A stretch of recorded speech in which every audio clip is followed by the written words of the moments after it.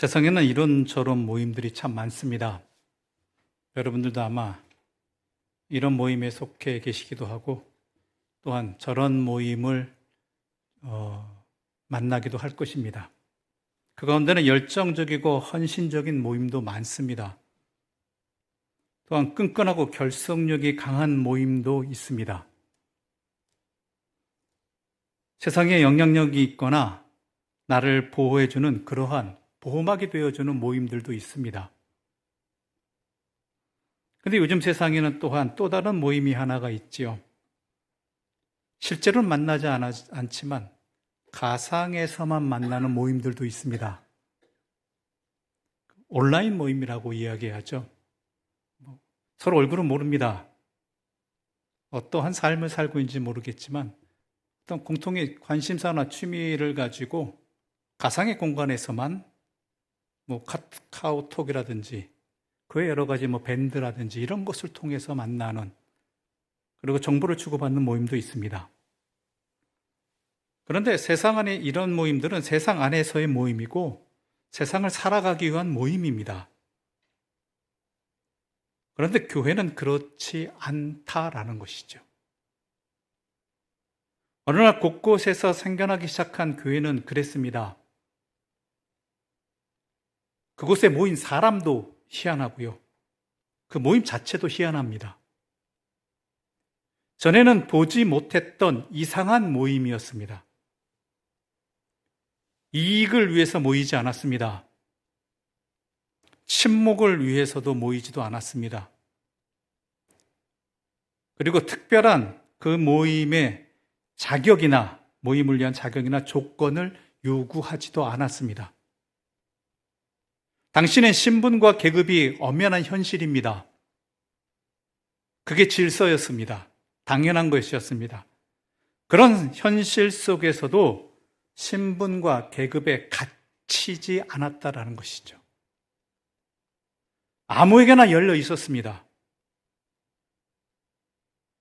남녀가 엄연히 구별된 사회 속에서 남자와 여자가 함께 했습니다. 주인과 종이 함께 했습니다. 유대인과 이방인이 함께 했습니다. 귀족과 평민이 함께 했습니다. 서로 내외하지 않았습니다. 서로를 형제라고 불렀습니다. 함께 밥을 먹었습니다. 서로가 있는 모습 그대로 존중하고 자유를 누렸습니다. 서로의 형편에 관계없이 감사하면서 기뻐했습니다. 그리고 뭐 하나 없으면서도 당당했습니다. 마치 그 모임에 있는 사람들은 다른 세상을 사는 사람들 같았습니다. 게다가 자발적인 모임입니다. 또 정기적으로 모였습니다. 한 번 모이면 오랜 시간을 함께 했습니다. 가족과도 같았고 하나의 몸과 같았습니다. 그리고 서로가 자신이 가진 것을 나누는 일에도 적극적이었습니다. 서로가 돕고 챙기는 것을 당연하게 여겼습니다. 그런다고 끼리끼리만 어울리지도 않았습니다. 자기들끼리만 서로 돕는 것이 아니라 자기들 모임 외에 자기들이 살아가는 이웃들과도 세상에도 어려운 사람들이 있다라면 외면하지 않았습니다. 그들에게도 동일한 연민과 자비를 베풀었습니다. 물론 그들도 세상 안에서의 모임이었지만 그들은 하나님 나라를 살아간 것이 교회였습니다. 세상에 당연하고 세상을 지배하는 온갖 나눔과 차별에 갇히지 않았습니다. 세상이 규정하는 온갖 가치와 평가에도 갇혀 지내지 않았습니다. 그들이 살아가는 세상은 작은 차이를 가지고도 선을 그었지만 교회는 온갖 차이를 넘어서서 서로를 품었다라는 것이죠. 어떻게 그런 모임이 생기고 유지되고 또한 그런 사람들이 모이고 살게 되었는지, 그 이유와 원동력은 자기 자신들이 누구인지를, 또한 자신들의 모임이 어떠한 목적으로 모인 것인지를 분명히 깨달았고, 또한 그것을 소중히 여기고 그 가치를 알고 지키며 살았기 때문입니다. 그것은 바로 예수님의 말씀으로부터 비롯되었습니다. 오늘 보면 마태복음 5장 13절에서 16절에서 예수님은 주님 앞으로 나온 제자들에게 이렇게 말씀하십니다. 너희는 세상의 소금이니 소금이 만일 그 맛을 잃으면 무엇으로 짜게 하리요? 후에는 아무 쓸데 없어 다만 밖에 버려져 사람에게 밟힐 뿐이니라. 너희는 세상의 빛이라. 산 위에 있는 동네가 숨겨지지 못할 것이요 사람이 등불을 켜서 말 아래 두지 아니하고 등경 위에 두나니 이러므로 집 안 모든 사람에게 비치느니라. 이같이 너희 빛이 사람 앞에 비치게 하여 그들로 너희 착한 행실을 보고 하늘에 계신 너희 아버지께 영광을 돌리게 하라. 예수님은 자기들에게 모인 제자들에게 너희는 다른 누구도 아닌 세상의 소금이다라고 말씀하십니다. 너희는 세상의 빛이다라고 선포하십니다.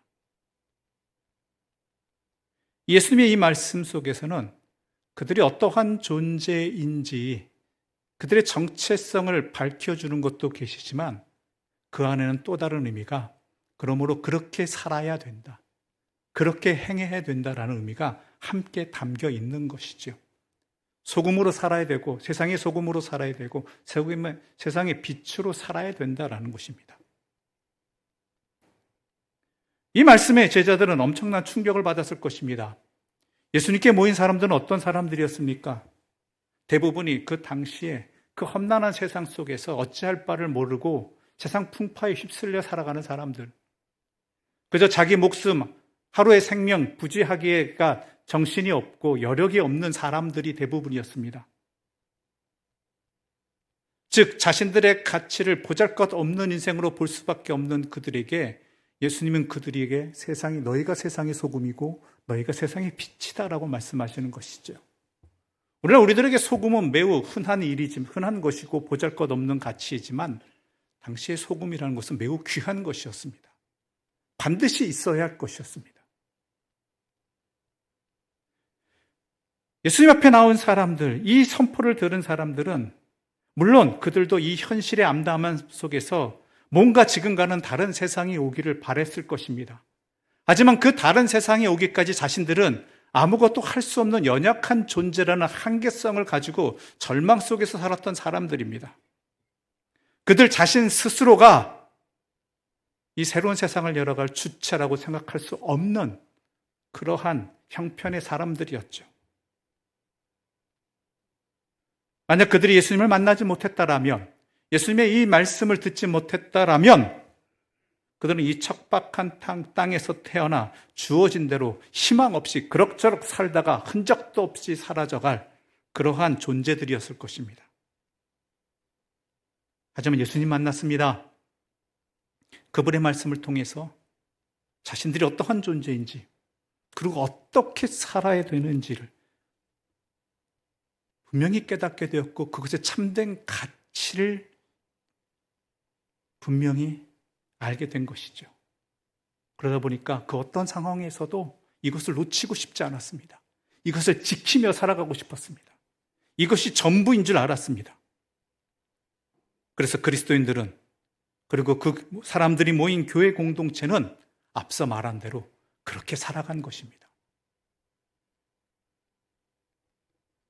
그런데 그렇게 시작하고 살아왔던 교회가 그리스도인의 삶의 정체성은 오늘날 왜 이렇게 되었는가라는 질문을 던질 수밖에 없습니다. 가장 중요한 이유는 우리는 우리 스스로를 너무나 존중하지 않고 있습니다. 우리는 하나님의 자녀입니다. 우리는 세상의 소금이고 세상의 빛입니다. 우리는 하나님의 자녀로 택함을 입었는데 우리는 여전히 세상의 노예로 살아갑니다. 우리는 여전히 죄인으로 살고 있고 땅에 속한 자로 살아가고 있고 욕망의 노예가 되어 살고 있습니다. 심지어 하나님께서는 하나님의 나라와 그 일을 먼저 구하면 다른 필요한 것들은 우리 주님께서 해결해 주신다는 약속을 받았으면서도 여전히 우리는 두려움 속에서 다른 것에 마음을 빼앗긴 채 살아갑니다. 하나님을 믿는다고 하면서도 세상의 돈과 세상의 권력을 획득하고 유지하고 지켜나가는 것을 우리 생애의 가장 긴급한 목표로 삼고 살아가고 있습니다. 여전히 세상의 얽매인 자로 살아가고 있죠. 하나님의 자녀라고 해주셨는데, 구원해 주셨는데, 마치 이 땅에 썩어질 존재로 살아가고 있다는 것입니다. 교회도 사정은 마찬가지입니다. 하나님의 뜻을 여쭙고 거기에 복종하기보다는 세속적인 성공의 기준에 맞춰 동분서주합니다. 영혼에 대한 진지한 관심과 사랑보다는 수적인 확장에 온통 마음을 빼앗깁니다. 그래야지만 우리의 공동체가 지켜질 수 있다라고. 그런 것들에 의해서 우리의 공동체가 유지될 수 있고 없어지지 않을 것이라고. 맞습니까? 불의하고 타락한 세상을 향해서 하나님의 의를 선포하기보다는 사람들의 욕망을 부추기기 일쑤입니다. 왜요? 우리가 그렇게 살아가고 있으니까. 그러다 보니 우리를 감추기 위해서 잘못된 것을 사람들에게 가르치는 것이죠. 그러다 보니까 교회는 이제 세상의 공동체와 다를 것이 없게 되어버렸습니다. 우리도 압니다. 이대로는 안 된다는 것을. 그래서는 안 된다는 것 다 압니다. 이 자리에 계신 분들 모르시는 분 안 계실 겁니다. 게다가 우리는 분명히 우리에게 변하지 않는 사실이 있습니다. 본질이 있습니다. 우리는 이미 세상의 소금입니다. 세상의 빛입니다. 그러므로 이제부터라도 우리의 생명을 회복해야 합니다. 그럼 어떻게 해야 될까요? 세상의 소금으로 세상의 빛으로 살아가야겠지요. 이것은 너무나 우리가 잘 알고 있고 어느 신앙 공동체라도 회복하고 싶어 할 것이고 노력하고 있을 것입니다. 여러분도 노력하고 계시잖아요. 어느 교회도 다 이런 것에 문제점을 가지고 의식을 가지고 그렇게 하려고 합니다. 근데 그렇게 안 되는 이유가 뭡니까? 아는데 안 되는 이유가 뭘까요? 문제는요, 순서를 바꾼다는 데 있습니다. 먼저가 바뀌어버립니다.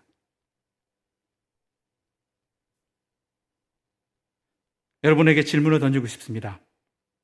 세상이 빛이 되는 것이 먼저일까요? 세상의 소금이 되는 것이 먼저일까요?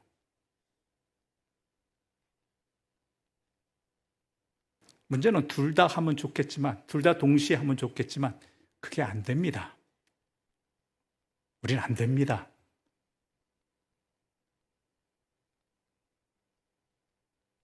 오늘날 교회들의 문제가 이 순서를 바꾼다라는 것입니다. 오늘 본문에서 예수님께서는 분명히 너희는 세상의 소금이다라고 먼저 말씀하셨습니다. 적어도 마태복음 5장에는 그렇게 기록되어 있지요. 그 다음에 빛이라고 말씀하셨습니다.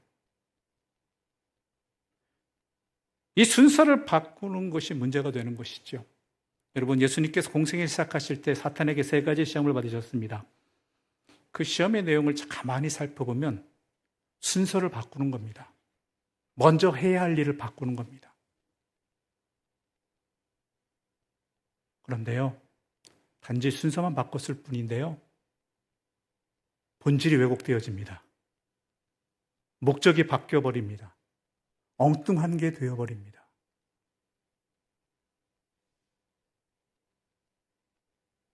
처음 교회로 돌아가 보겠습니다. 처음 교회를 보았다라면 세상 사람들, 그 당시 사람들은 하나님이 누구이신지 보다는 이 희한한 모임이 먼저 눈에 들어왔을 것입니다. 처음 이들 모임을 보았다라면 예수님이 누구이신지보다는 당연하게 여겨지는 구별과 차별의 경계를 넘어서서 서로가 하나가 되어 함께 어우러져 자유와 기쁨 속에서 사랑과 평화의 삶을 살아가는 그러한 이 그리스도인들이 먼저 눈에 들어왔을 것입니다. 그리고 한편으로는 그것이 불편했을 것입니다. 왜요? 당시 사회는 신분 계급이 하나의 질서였습니다. 제국이 흔들리지 않는 나라가 평안한 근본이었습니다. 태어날 때부터 정해진 그 사회적 신분과 계급이 지켜져야지만, 지배하는 자와 지배받는 자가 그것이 지켜져야지만 나라가 안정되어지고 또한 질서가 유지된다고 생각하는 그런 사회였습니다. 그래서 초대교회 공동체는 박해와 핍박을 받은 것입니다. 그런 것들을 깨트려 버렸기 때문에 온갖 오해를 받았던 것입니다. 그런 것들이 그 당시 사람들에게는 불편했겠지요. 하지만 도리어 어떤 이들에게는 그것이 도전이 되었습니다. 한편으로는 그것이 이러한 지금의 세상이 아니라 다른 세상을 다시 살아보고 싶은 위로가 되었을 것입니다. 또한 어떤 이들에게는 그것이 자신의 존귀함을 깨닫는 감격이 되었을 것입니다. 내가 이런 존재였구나. 조건에 따라서 늘 평가만 받던 세상에서 처음으로 있는 모습 그대로의 그런 홀가분을 경험하는 그러한 모임이었을 것입니다. 그런 세상이었겠죠. 하나님은 그 후에야 보였을 것입니다. 초대교회가 또한 그리스도인들이 소금으로서의 삶이 빛이 되어서 하나님을 보게 되었을 것입니다. 교회의 희한함이 하나님으로부터 비롯됨이 보였을 것입니다. 그리스도인의 그러한 구별됨이 예수 그리스도에게서 비롯됨이 보였을 것입니다. 예수 그리스도와의 만남과 예수 그리스도 안에서 일어난 구원이 희한한 사람들과 희한한 모임으로 이어진 것임이 보였을 것입니다. 그리고 점차로 그 모임이, 그 교회가 하나님의 얼굴로 여겨졌을 것입니다. 그 교회가 그리스도의 몸이라는 말도 그렇게 이해되어졌을 것입니다. 교회가 하나님의 충만함이란 말도 그렇게 이해되어졌을 것입니다. 하나님과 예수 그리스도와 그리스도인과 교회를 따로 생각할 수 없음이 자연스럽게 받아졌을 것입니다. 그렇습니다. 교회는 그리스도의 몸입니다. 또한 그곳에 모인 사람들은 하나님의 얼굴입니다. 여러분을 통해서 세상은, 여러분의 삶을 통해 세상은 하나님을 보게 됩니다. 교회는 믿음이 삶으로 드러나는 모임입니다. 교회는 삶이 하나님을 드러내는 모임입니다. 교회는 자유와 기쁨과 사랑과 자비와 공의와 정의와 평화로 세상을 넘어서서 하나님을 보여주는 공동체입니다. 그런 교회여야 한다라는 것이고 그런 교회로 살아가야 한다라는 것이죠. 교인 아닌 사람에게도 그런 모임으로 보여야 한다라는 것입니다. 교인인 우리에게는 더욱 그런 모임이어야 한다라는 것입니다. 그것이 교회의 정체성이고 교회의 거룩함입니다. 이것이 소금된 삶입니다. 세상의 소금의 역할입니다. 그런데 어느 순간 우리는 빛이 먼저 되고자 하였습니다. 물론 하나님을 비춰주는 빛이 되고자 했겠지요. 그런데요, 순서를 바꾸니까요, 본질이 바뀌어버립니다. 하나님을 비추는 게 아니라 자신들을 비추려고 합니다. 자기들이 세상에 빛이 되고자 하고 자기들의 공동체가 세상에 비춰지기를 원하고 있는 것입니다. 안 그런가요?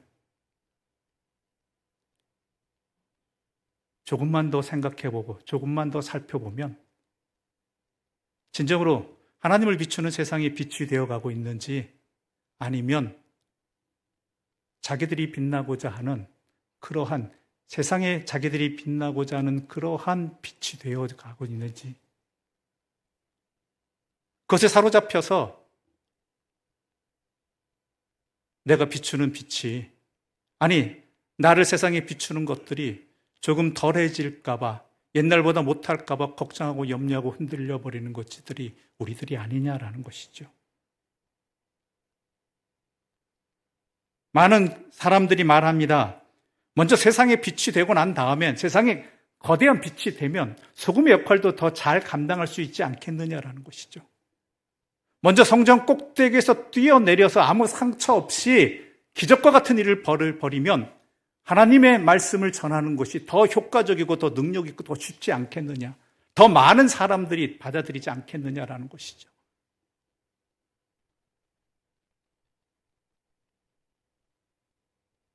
우리는 압니다. 아니라는 것이죠. 우리 이미 경험했습니다. 그리스도인들이, 교회들이 하나님의 빛이 되기보다는 세상 속에서 자기들을 더 크게 비추기를 원했던 나머지 소금의 역할을 잃어버렸습니다. 짓밟히는 대상이 되어버렸습니다. 우리들이 전전긍긍하는 것은 내 빛의 규모가 더 작아질까봐, 예전보다 못할까봐 걱정하고 염려하고, 그것이 사로잡힌, 도리어 그래서 소금의 역할을 점점 덜어버리고 잊어버리고 뒤로 미루는 그러한 것이 우리의 모습이 되었다라는 것이죠. 그건 단지 순서의 문제가 아닙니다. 순서가 바뀌는 거로 끝나는 게 아닙니다. 이게 타락입니다. 목적을 잃어버리고 주인이 다른 것이 되어버립니다.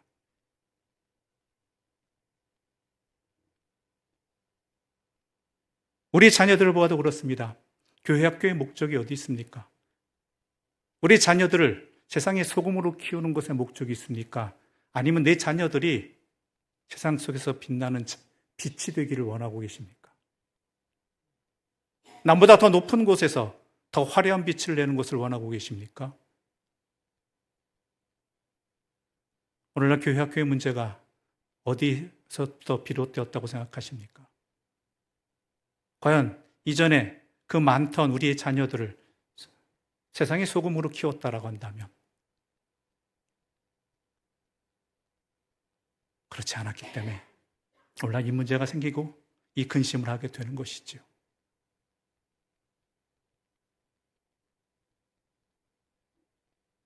우리가 아무리 예수를 믿는다고 고백하고 아름다운 성전에서 많은 사람들이 모여서 예배를 드리는 것만으론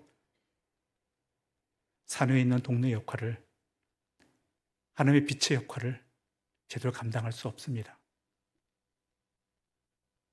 우리가 그리스도의 손과 발이 되어서 소금으로서의 삶을 살아갈 때 세상은 우리의 세상의 소금으로서의 삶을 통해서 하나님을 보게 될 것입니다. 그래서 예수님께서 먼저 말씀하신 것이 너희는 세상의 소금이다라는 것이고, 또한 그 다음에 반드시 이어지는 것이 너희는 세상의 빛이다라는 말씀입니다. 오늘 또한 이 말씀으로 우리를 다시 한번 불러 세우고 계십니다. 여전히 하나님의 은혜를 받고 세상의 소금과 세상의 빛이 된 자녀로 우리가 회복되었지만, 구원받았지만 여전히 세상의 노예로서 죄의 굴레에서 벗어나지 못하고 근심 속에 사로잡혀서 갈 바를 모르는 우리들에게, 어떻게 살아야 될지 모르는 헛된 근심에 사로잡혀 있는 우리들에게 다시 한번 우리들에게 주님은 말씀하십니다. 너희는 세상의 소금이다. 너희는 세상의 빛이다. 이 말씀은 다시금 우리를 향한 주님의 은혜와 사랑의 생명의 부르심입니다. 동시에 이 말씀은 우리에게 도전입니다. 그러므로 여전히 변함없는 사랑과 은혜로서 우리를 불러주시는 이 놀라운 선언을 감사함으로 받아서 세상의 소금으로서 사랑으로 밝히고 의에 대한 목마름으로 세상을 정화하는 아름다운 사람들, 그리스도인들, 또한 하나님의 교회 되기를 간절히 소망합니다.